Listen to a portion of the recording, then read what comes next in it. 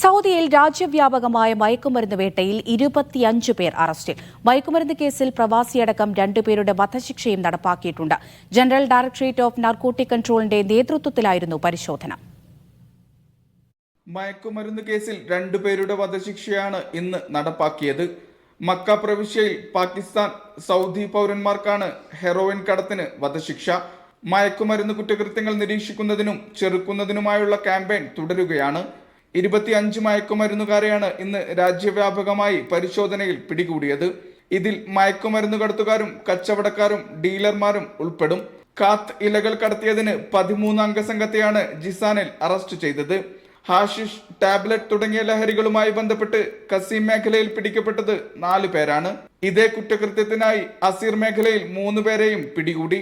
ജിസാൻ മേഖലയിൽ 15 കിലോഗ്രാം മയക്കുമരുന്നുമായി ഒരാളെയും 2 ബംഗ്ലാദേശി സ്വദേശികളെ കിഴക്കൻ മേഖലയിൽ നിന്നും പിടികൂടി.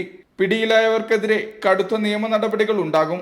മക്ക, റിയാദ്, കിഴക്കൻ പ്രവിശ്യ എന്നിവിടങ്ങളിലെ മയക്കുമരുന്നുമായി ബന്ധപ്പെട്ട വിവരങ്ങൾ 911 എന്ന നമ്പറിലും മറ്റു പ്രദേശങ്ങൾ 999 എന്ന നമ്പറിലും ബന്ധപ്പെട്ട് അധികൃതരെ അറിയിക്കണമെന്നും നാർക്കോട്ടിക് കൺട്രോൾ അധികൃതർ അറിയിച്ചു. Media 1, Riyadh.